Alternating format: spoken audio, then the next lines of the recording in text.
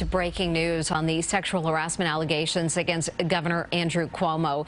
Just as a woman who filed a criminal complaint against the governor is speaking out, a top aide to the governor, Melissa DeRosa, announced she's stepping down. CBS News' John Diaz joins us live from outside the governor's Manhattan office with more on all of this. John. Good morning, Marian. Many in Albany circles telling us that they are beginning to wonder if DeRosa's resignation means that Governor Andrew Cuomo is starting to begin to think that he, too, may have to step down. This coming in, just a few hours from now. The Judiciary Committee is scheduled to meet later on this morning at 9:30 this morning up in Albany to begin the impeachment process. This morning, Governor Cuomo's top aide, Melissa DeRosa, is seemingly distancing herself from New York's top executive as he faces potential impeachment. Last night, she resigned. DeRosa was mentioned in the Attorney General's report as often as Cuomo, identified as one of the people who helped create a hostile work environment and spearheaded a campaign to question the credibility of Cuomo's first accuser, Lindsey Boylan.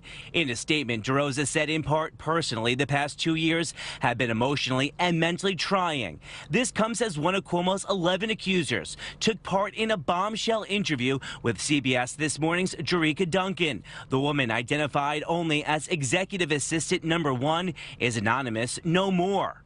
The governor needs to be held accountable.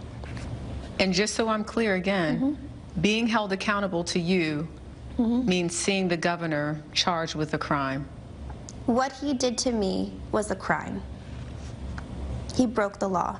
Brittany Commisso told investigators there were multiple times when the governor engaged in close and intimate hugs, including one incident when she snapped this selfie, and she claims Cuomo put his hands on and then rubbed and grabbed her butt.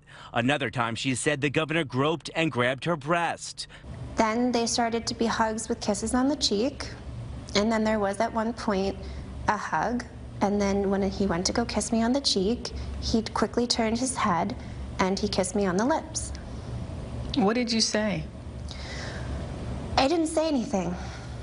I didn't say anything. I didn't say anything this whole time. People don't understand that this is the governor of the state of New York. There are troopers that are outside of the mansion, and there are some mansion staff. Those troopers that are there, they are not there to protect me. They are there to protect him.